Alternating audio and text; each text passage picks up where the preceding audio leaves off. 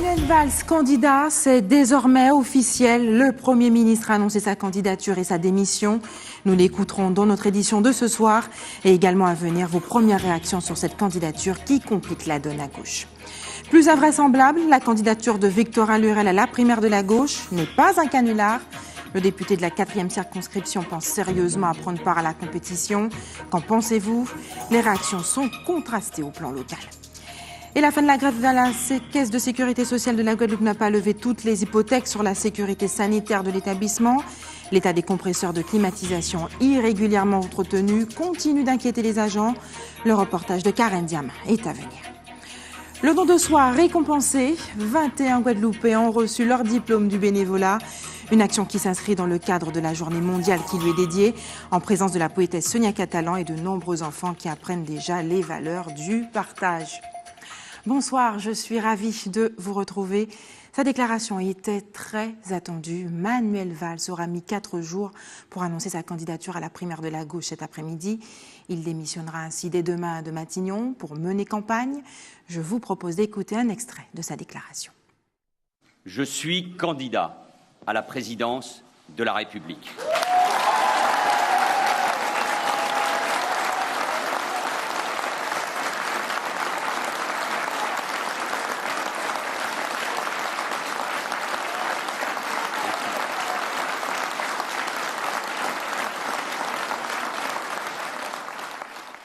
À François Hollande, je veux dire mon émotion, mon affection. Sa décision est celle d'un homme d'État qui place l'intérêt général au-dessus de tout. Elle nous oblige, tous. Je veux lui dire la chaleur de mes sentiments.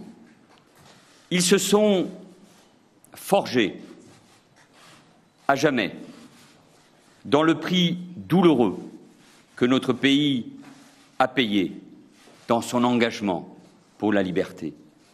Je veux lui dire ma très grande fierté d'avoir assumé à ses côtés ses responsabilités immenses, intenses, et d'avoir engagé des réformes essentielles pour la France, pour protéger les Français, pour la compétitivité de nos entreprises, pour notre école, pour préserver notre modèle social.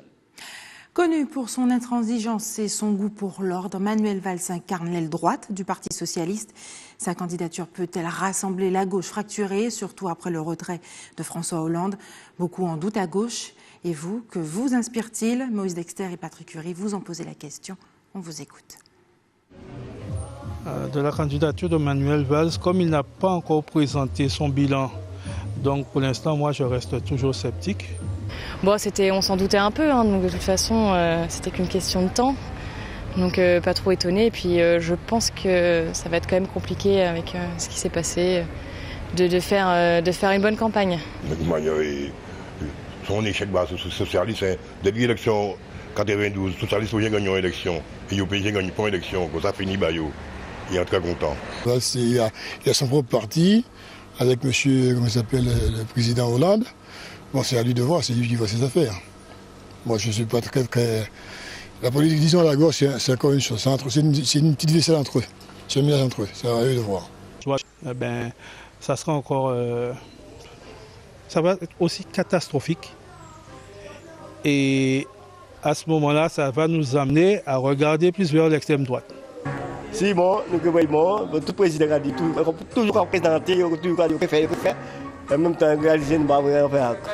Donc, bon, présenter ça à Albas, nous voyons qu'à faire. Je suis en retrait de la police et Manuel Valls est venu au congrès j'étais secrétaire général de la police nationale régionale Île-de-France, chargé des autoroutiers.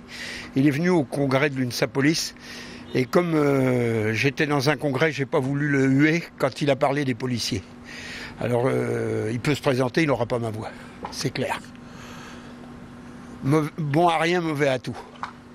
Eh bah, pas trop d'avis.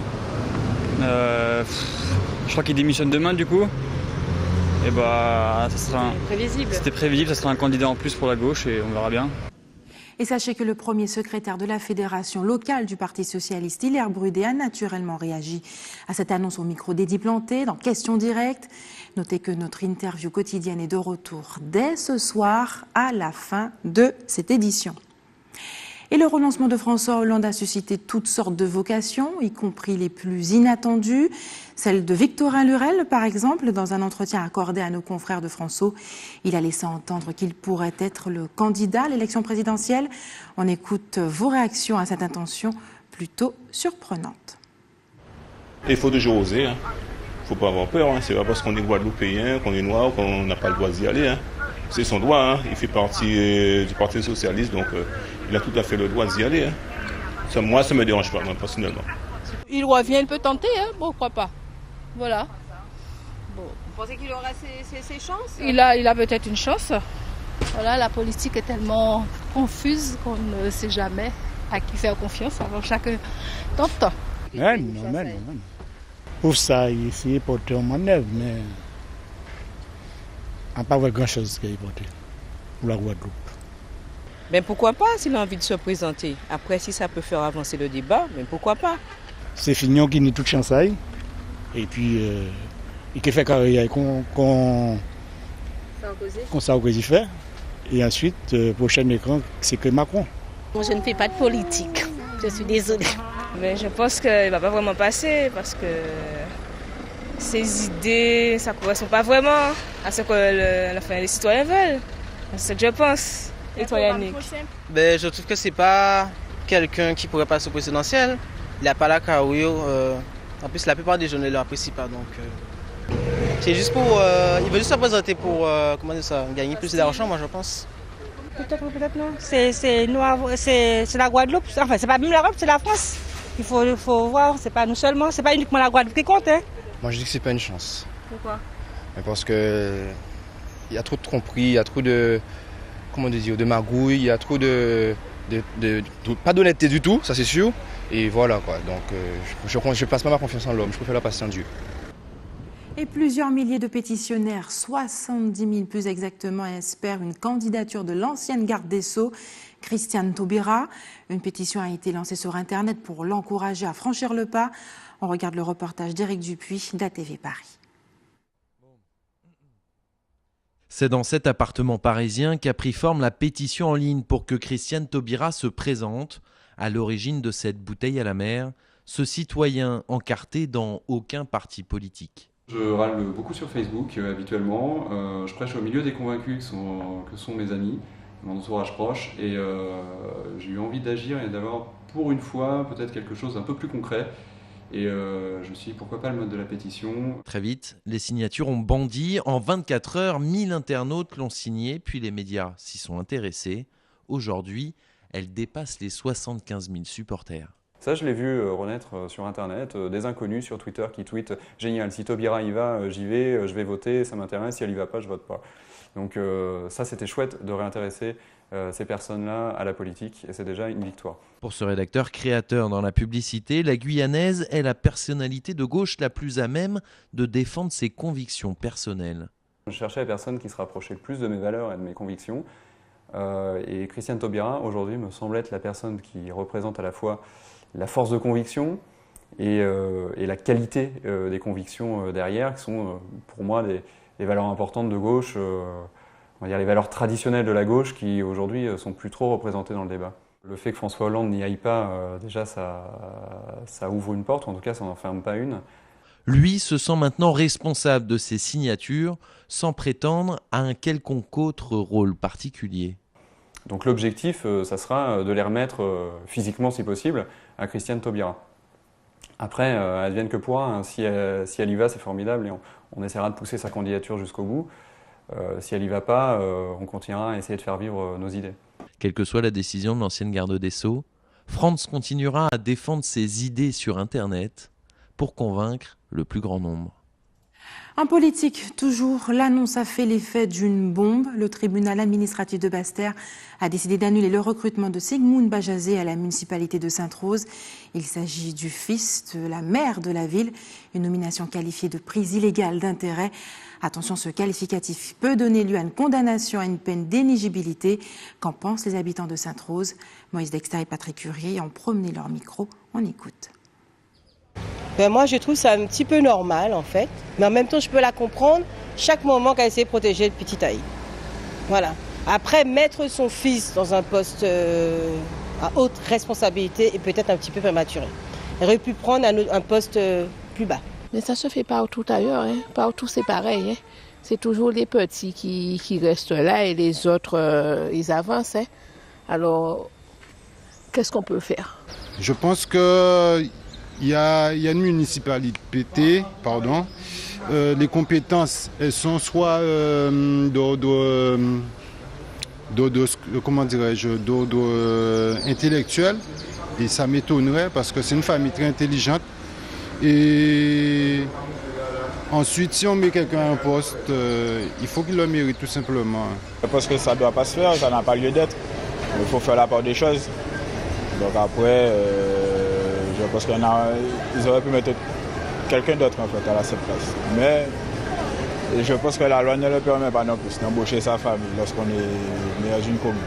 Je ne sais pas s'il avait les compétences. S'il avait les compétences, c'est pas parce que c'est sa mère qu'elle ne peut pas l'embaucher. Charité bien ordonnée commence au bout, avant la campagne. Je ne dis pas qu'il ne peut pas embaucher son fils, dès que le fils a les qualités pour... comme n'importe quel citoyen. Maintenant, c'est à lui de voir si il a fait l'embauche dans les règles. Restez sur ATV Guadeloupe dans quelques minutes. Illustration d'une entreprise économique, sociale et solidaire pour qui ça rime avec rentabilité. Et puis nous irons en Guyane, au cœur d'un village amérindien qui inaugurait une statue en mémoire de sa fondatrice aujourd'hui. Après 7 semaines de retrait, les agents de la Caisse de sécurité sociale de la Guadeloupe ont finalement repris le travail en fin de semaine dernière sur le site de Dotémar. Ils dénonçaient, souvenez-vous, des conditions d'hygiène déplorables sur leur lieu de travail.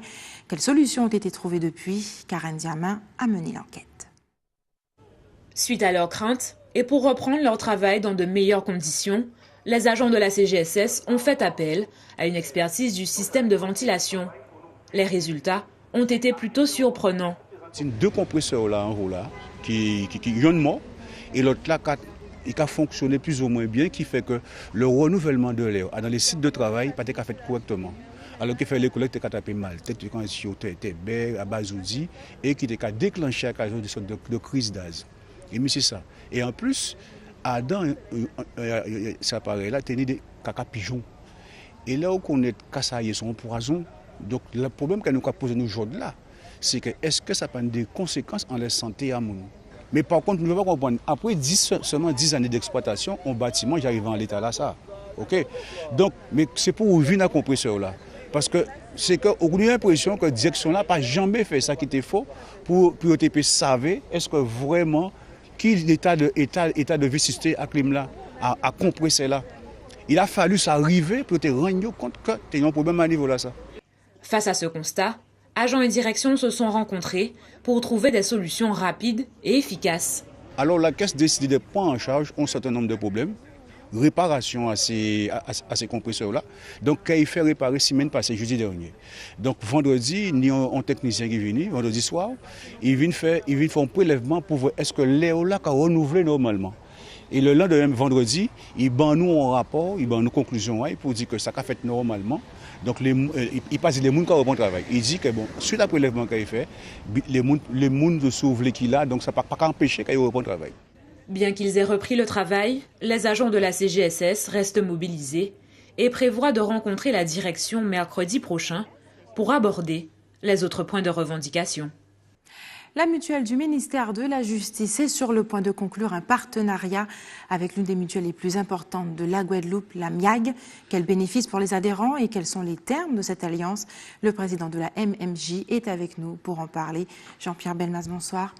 Merci Barbara de nous recevoir. Merci d'avoir accepté notre invitation ce soir. Alors je l'ai dit, vous êtes le président de la mutuelle du ministère de la Justice. Alors d'abord, expliquez-nous ce que représente cette mutuelle. Vous couvrez les besoins de pas moins de 4000 personnes aux Antilles-Guyane. Oui, tout à fait, mais si vous le permettez, je voudrais revenir aux sources de notre mutuelle, puisque nous sommes certainement la seule mutuelle à être née pendant l'occupation, le 1er février 1944.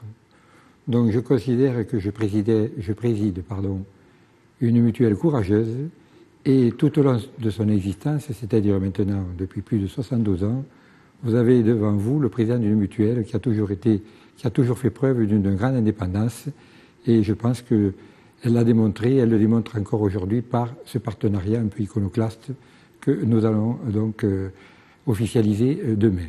Avant de rentrer dans les détails de ce partenariat, cette alliance, expliquez-nous un petit peu en quoi consiste votre mutuelle, qui sont vos adhérents?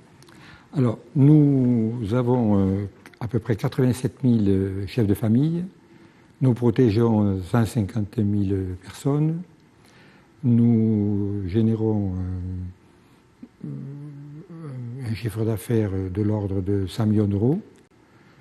Et donc, nous sommes surtout dans la santé et dans la prévoyance. Nous n'avons pas d'autres produits ou d'autres offres particulières. En quoi ce rapprochement avec la MIAG, qui est une des mutuelles les plus importantes de la Guadeloupe, était indispensable? Alors effectivement, la mutuelle du ministère de la Justice donc, avait une tradition jacobine. Elle était née à Paris et pendant des années, elle n'a eu de cesse de se développer au sein de la métropole. Et puis les temps ont changé.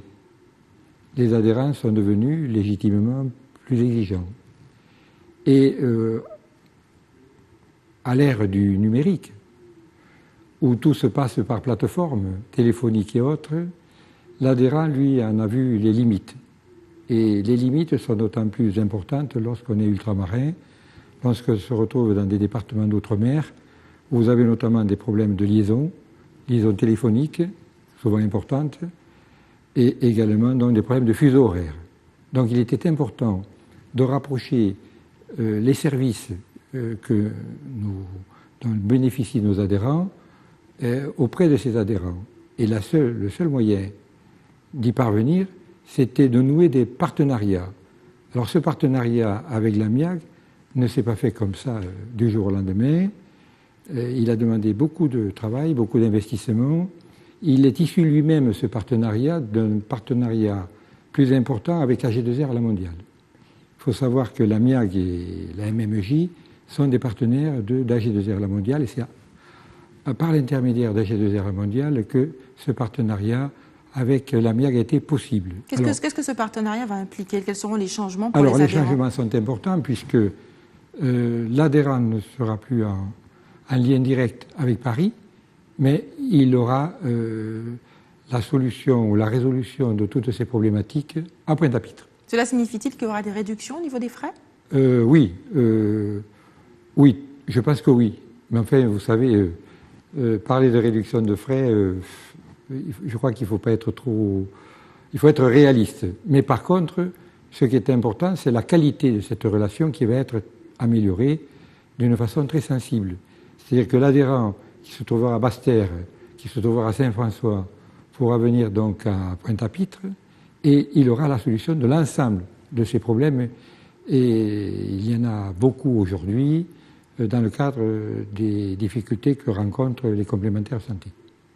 Quelles sont les modalités de ce partenariat avec la MIAG? Ces partenariats, donc, la gestion se fera par l'intermédiaire donc, de la MIAG. Les remboursements au niveau des professionnels, dentistes, opticiens, pharmaciens, cliniques, hôpitaux, se fera également par l'intermédiaire de la MIAG. Et c'est, je puis vous assurer, un progrès tout à fait considérable parce que, encore une fois, l'adhérent y retrouvera son compte, il n'aura pas à débourser des sommes quelquefois qui peuvent être considérables. Un exemple qu'on puisse bien comprendre, que les téléspectateurs puissent comprendre en quoi ça consiste. Eh bien, par exemple, il ira chez un opticien, on lui présentera une gamme de lunettes et il choisira à travers cette gamme de lunettes et il sera pris en charge à 100%. Il n'aura pas de reste à charge. Quand on connaît, quand on sait le prix des lunettes, ce n'est pas rien.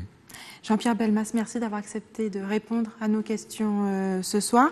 Vous ne saviez peut-être pas, mais aujourd'hui, c'était la journée mondiale du bénévolat.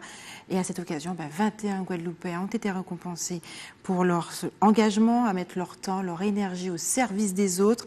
Une cérémonie qui a eu lieu dans une école élémentaire des Abîmes. De quoi montrer l'exemple aux jeunes générations. Linda Kayarsi, on regarde ensemble. Merci à vous, Barbara. Une propriétaire de ferme en détresse, un élève absent en classe, le bénévolat peut s'avérer bénéfique dans certaines situations. C'est un volontaire qui veut travailler, mais on ne le paye pas. Le bénévolat, ça peut être quelque chose de gratuit. Le bénévolat, un acte de vie et de développement social fondé sur l'action citoyenne, et cela commence parfois dès le plus jeune âge. J'ai été initiée par ma grand-mère, d'ailleurs, qui est à l'origine de la construction du palais de la Mutualité. Donc, j'ai été pratiquement baignée dans le bénévolat mon enfance. Et c'est pour ça que je veux que les enfants, j'œuvre pour que les enfants puissent se sentir bien, savoir être bénévole, c'est être volontaire, et que le bénévolat, c'est ce qui a construit la Guadeloupe. Une façon aussi de créer du lien, aussi bien à travers des actions que les mots. Conte et bénévolat. Eh bien, les contes, quand on pense aux contes, ça nous faut penser aux fables de La Fontaine. Et dans les fables de La Fontaine, il y a toujours une morale dans l'histoire à tirer pour le bien de tous. Prochain temps fort de la journée mondiale du bénévolat, dimanche, des bénévoles, les plus méritants seront récompensés pour leur engagement. Au chapitre éducation maintenant, comment rendre ces adolescents obéissants? C'est la question qui a été débattue aujourd'hui lors d'une conférence organisée par l'école des parents du Lamentin en Martinique. Louis Sabas a pris quelques notes. Il y avait les méthodes coercitives traditionnelles, la main levée, etc. Très vite, on voyait les effets néfastes. Les enfants étaient rabougris. On croirait assister à une messe tant l'auditoire est attentif. Dans leur corps, enfin, les effets. Il s'agit de professionnels de l'enfance venus assister à la conférence de Daniel Marcelli, professeur en psychiatrie de l'enfant et de l'adolescent. Ces périodes sensibles sont explorées, comme celle de l'autorité et de l'obéissance chez les jeunes, une chose bien difficile à appréhender pour les premiers concernés. Ça posait des problèmes parce que j'aimais bien faire ce que je voulais. Parce que quand on n'a pas envie de faire quelque chose, des fois, et qu'on est obligé de le faire, c'est un peu énervant. Plus petite, en fait, j'ai jamais aimé qu'on me donne d'ordre, en fait. J'ai jamais aimé ça. Alors entre la séduction et le chantage qui aurait des effets pervers sur le développement de l'enfant, ou les fessées aujourd'hui interdites, la marge de manœuvre pour exercer leur autorité semble bien mince pour les parents. Certains d'entre eux optent pour la communication comme base de l'autorité. Maintenant, ce n'est pas évident. Il faut vraiment parler avec eux, ne pas être violent justement avec eux, car en étant violent, ils nous répondent violemment. Les méthodes ont changé. Moi, je pense que j'ai été à la bonne école. J'ai certainement opté pour les mêmes méthodes. Donc, ma mère, j'ai une sœur, ma mère ne nous a jamais tapé. Donc, on a toujours beaucoup communiqué. Je pense que c'est la meilleure solution. La meilleure posture selon le professeur en psychiatrie. Mais si on doit en finir avec les châtiments corporels, la sanction, quand elle est nécessaire, doit avoir lieu, mais pas sous le coup de la colère, car la désobéissance fait aussi partie du développement de l'enfant. Ils doivent réfléchir, ils doivent dire au jeune, à l'enfant ou à l'adolescent, là je ne suis pas content du tout, je réfléchis, j'en parle à un tiers, j'en parle à un tel, et je te dirai la décision que nous avons prise. Bien montrer que le parent ne sanctionne pas uniquement pour son bon plaisir et qu'il est là, voilà. Et la deuxième chose, évidemment importante, c'est que la sanction soit en rapport avec la bêtise commise. On ne sanctionne pas une petite bêtise comme on sanctionne une grosse bêtise et que c'est jamais en tout ou rien. Selon le psychiatre, l'éducation d'un jeune de nos jours est plus compliquée. Elle demande assurément aux parents de faire un travail de réflexion plus important qu'il y a 50 ans.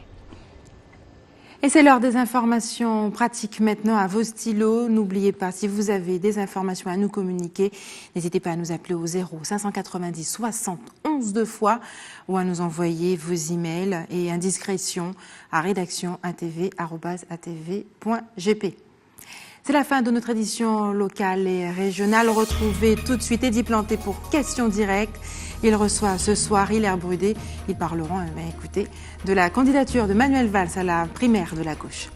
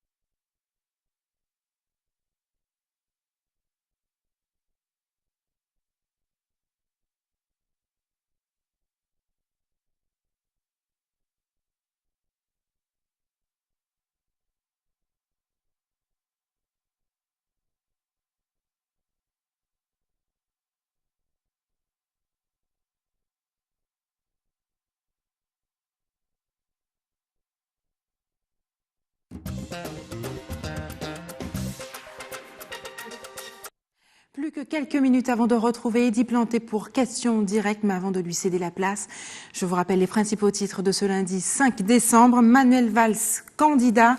C'est désormais officiel. Le Premier ministre a annoncé sa candidature et sa démission. Nous avons écouté justement dans cette édition un extrait de son discours. Et nous l'avons vu, vos réactions sont plutôt contrastées. Plus invraisemblable, la candidature de Victorin Lurel à la primaire de la gauche, qui n'est pas un canular. Le député de la 4e circonscription pense sérieusement à prendre part à la compétition à gauche. Qu'en pensez-vous? Nous vous avons posé la question. La fin de la grève à la Caisse de sécurité sociale de la Guadeloupe n'a pas levé toutes les hypothèques sur la sécurité sanitaire de l'établissement. L'état des compresseurs de climatisation irrégulièrement entretenus continue d'inquiéter les agents. Et nous l'avons vu, le don de soi était récompensé aujourd'hui.